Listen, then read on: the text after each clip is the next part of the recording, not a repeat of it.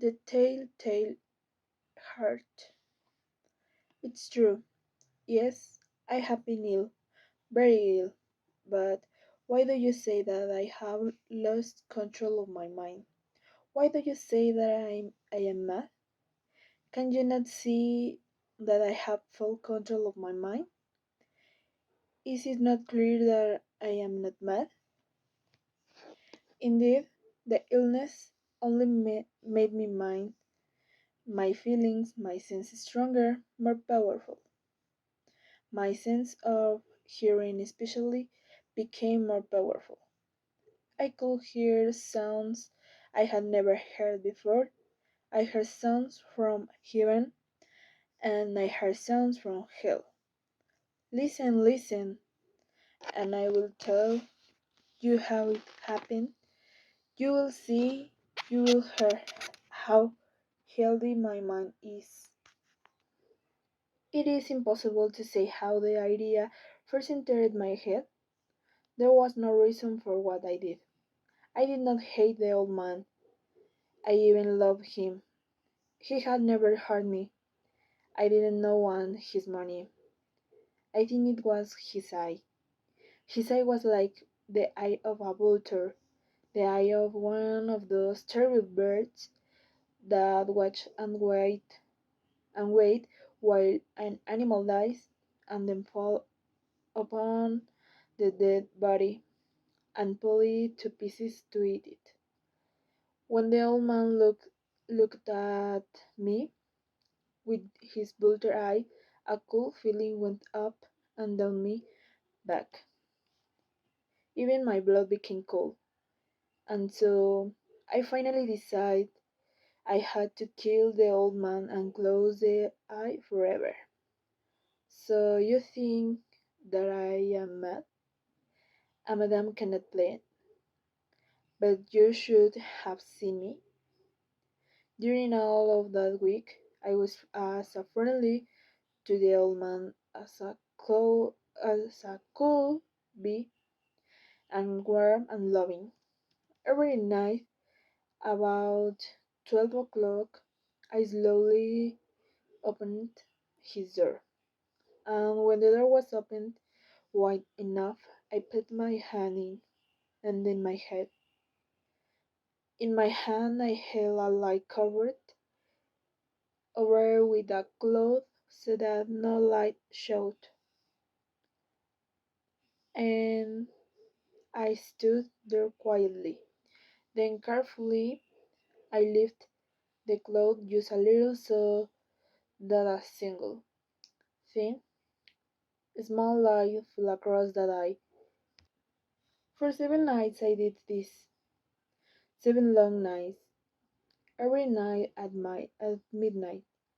Always the eye was closed, so it was impossible for me to do the work. For it was not the old man I felt I had to kill.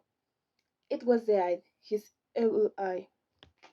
And every morning I went to his room, and with a warm, friendly voice I asked him how he had slept. He could not guess that every night, just at 12, I looked in at him as he slept. The eighth night, I was more than usually careful as I opened the door. The hands of a clock moved more quickly than did my hand. Never before had I felt so strongly my own power. I was now sure of success. The old man was lying there, not dreaming that I was at his door. Suddenly, he moved in his bed. You may think I became afraid, but no. The darkness in his room was thick and black. I knew he could not see the opening of the door. I continued to push the door slowly, softly. I put in my head, I put in my hand with the covered light. Suddenly the old man sat straight up in bed and cried, "Who's there?" I stood quiet, still. For a whole hour I did not move, nor did I hear him again lie down in his bed. He just sat there listening. Then I heard a sound, a low cry of fear which escaped from the old man. Now I knew that he was sitting up in his bed, filled with fear. I knew that he knew that I was there. He did not see me there. He could not hear me there. He felt me there. Now he knew that death was standing there. Slowly, little by little, I lifted the cloth until a small light escaped from under it to fall upon that vulture eye. It was open, wide, wide open, and my anger increased as it looked straight at me. I could not see the old man's face, only that hard blue eye, and the blood in my body became like ice. Have I not told you that my hearing had become unusually strong? Now I could hear a quick, low, soft sound, like the sound of a clock heard through a wall. It was the beating of the old man's heart. I tried to stand quietly, but the sound grew louder. The old man's fear must have been great indeed. And as the sound grew louder, my anger became greater and more painful. But it was more than anger. In the quiet night, in the dark silence of the bedroom, my anger became fear. For the heart was beating so loudly that I was sure someone must hear. The time had come. I rushed into the room crying, "Die! Die!" The old man gave a loud cry of fear as I fell upon him and held the bedcovers tightly over his head. Still his heart was beating, but I smiled as I felt that success was near. For many minutes that heart continued to beat, but at last the beating stopped. The old man was dead. I took away the bedcovers and held my ear over his heart. There was no sound. Yes, he was dead, dead as a stone. His eye would trouble me no more. So I am mad, you say? You should have seen how careful I was to put the body where no one could find it. First I cut off the head, then arms and the legs. I was careful not to let a single drop of blood fall on the floor. I pulled up three of the boards that formed the floor and put the pieces of the body there. Then I put the boards down again, carefully, so carefully that no human eye could see that they had been moved. As I finished this work, I heard that someone was at the door. It was now 4 o'clock in the morning, but still dark. I had no fear, however, as I went down to open the door. 3 men were at the door, 3 officers of the police. One of the neighbors had heard the old man's cry and had called the police. These these three had come to ask questions and to search the house. I asked the policeman to come in. The cry I said was my own in a dream. The old man, I said, was away. He had gone to visit a friend in the country.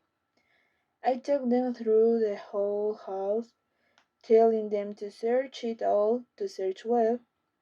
I led, the, I led them finally into the old man's bedroom.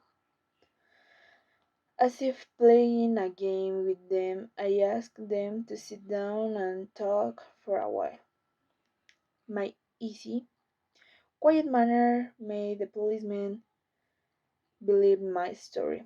So they sat talking with me in a friendly way, but although I answered them in the same way, I soon wished that they would go my head hard, and there was a strange sound in my ears. I talked more and faster. The sound became clearer, and still they sat and talked. Suddenly, I knew that the sound was not in my ears. It was not just inside my head. At the moment, I must have become quite white. I talked still faster and louder, and the sound too became louder. It was a quick, low, soft sound, like the sound of a clock heard through a wall. A sound I knew well. Louder it became, and louder. Why did the men not go? Louder, louder. I stood up and walked quickly around the room. I pushed my chair across the floor to make more noise, to cover that terrible sound. I talked even louder, and still the men sat and talked and smiled. Was it possible that they could not hear? No, they heard. I was certain of it. They knew. No, it was they who were playing a game with me. I was suffering more than I could bear. From their smiles and from that sound, louder, louder, louder. Suddenly I could bear it no longer. I pointed at the birds and cried, "Yes, yes, I killed him. Pull up the birds, and you shall see. I killed him, but why does his heart not stop beating? Why does it not stop?" The Forest of Secrets. Have you heard the theory that we all have a doppelganger somewhere in the world? Have you ever wondered what would happen if you met your doppelganger face to face? Well, on a cloudy morning, Ava went straight to school, although that day was not starting well. She decided it was a good day to dress very loosely. Baggy jeans, an oversized shirt, and comfortable Converse with platform. That day, the class was going to go on a field trip to a place called the Forest of Secrets as an end of year gift. Her best friend, Emily, was waiting for her in the parking lot next to the buses. A few minutes later, Ava arrives with her headphones blaring when her boyfriend, Sean, approached her and hugs very tightly. "Hey, my love, you were already late, and the buses are about to leave. Sorry, I had a few hiccups, but I'm here now, the bus." She walks towards Emily in order to tell her something that bothered her because she had been having a somewhat disturbing dream for several weeks. "Emily, I need to talk." "Sure, about what's wrong?" "I don't know if you're going to judge me crazy, but I've had a horrible dream for weeks which disturbs me." "What kind of dream? What are you mentioning? But if so, of course it's scary." "No, it's nothing to do with Sean. It's more about evil doppelgangers. You know?" "Okay, I think I understand. Are you talking about monsters and ghosts? Or perhaps they are hallucinations?" "No, or maybe it's some hallucination, but it's strange because in my dream I meet my evil doppelganger. doppelganger, and he smiles very strangely while she tells me it's a rain. Then wake up and I realize that it was all a dream. And even more strange is that it is a place that I don't even know. I see. Don't you think it would be a good idea to go to a psychologist? I mean, it's weird, but maybe it's something that's not right with your mind. Forget it, Emily. Maybe I just wanted to tell someone, and Sean wasn't an option. Ava was very restless and anxious because her best friends had not shown her the importance that she expected. But at the moment, she had heard a cry from an upset adult, the school principal. Come on, guys! Get on the buses and deliver your signed permits. We leave in 5 minutes. Ava went directly to the second bus that was formed, took a seat right next to Sean, while she continued listening to music. She leaned on his shoulder to take a light nap during the trip, since she hadn't slept at all the night before.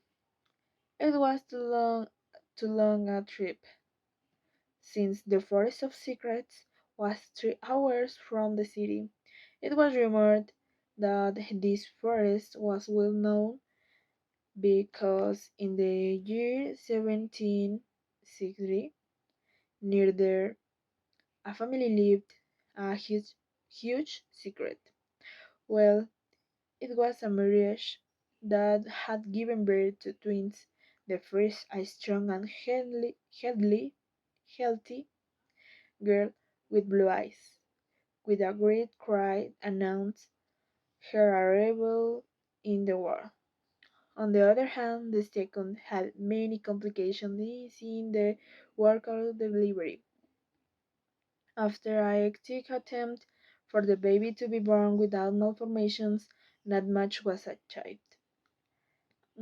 Since in the end they had to suck her out, a weak girl, with malformation on her face due to the lousy surgical procedure with sad green eyes.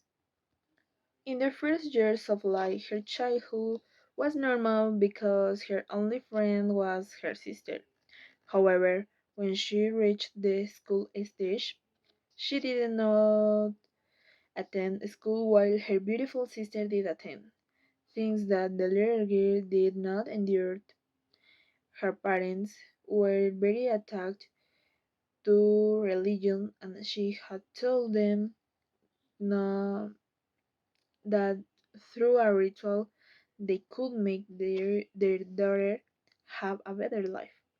At this point, that little girl had become a resentful teenager, noticing that her sister was the most popular and that everyone loved her. She began to feel a strange hatred for her sister, to the point of promising to kill her for living a life that did not belong to her. Just that fateful day, her parents prepared everything for the ritual which would be carried out in the forest, so that no one would see them. So they took the little girl with tricks, and first everything seemed to be going well. However, something happened that the little girl couldn't stand it. She passed away. Her parents were devastated, but on the other hand, they couldn't show it.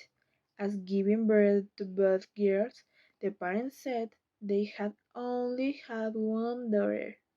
A month later, she began to hear cries in the forest. Help! They are killing me! Were the peculiar screams that came out of the forest. These disturbing screams managed to hook Susie, the surviving twin. That day, Susie could not take any more with her curiosity, So she decided to go to the forest to find out how she could help. But she did not count on the fact that the one who was screaming for help was herself, or rather, her evil twin, because she was she was one who promised to kill her. While Susie trembled with fear, her twin smiled very strangely and said, "It's ours," and became she was the one. It is the legend that abounds in the forest. It is said that after the fact, many cases of mysterious deaths were recorded. Something in common of the deceased is that they are our only children. We finally reached the Forest of Secrets.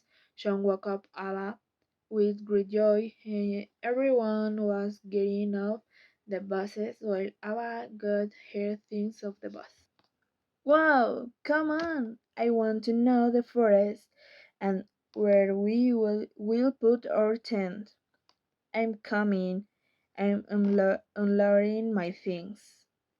Everyone chose their tent spot. Sean was about 8 tents away from Ava, while Emily had pitched her tent 3 spots ahead of Sean.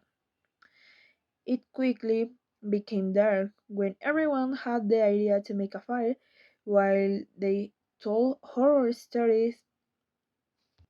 Sean kept his arms around Ava while Emily was in her tent.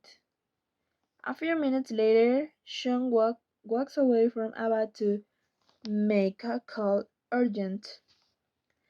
I thought we couldn't be alone for a moment. I do the same thing. But as always, Ava is talking from me.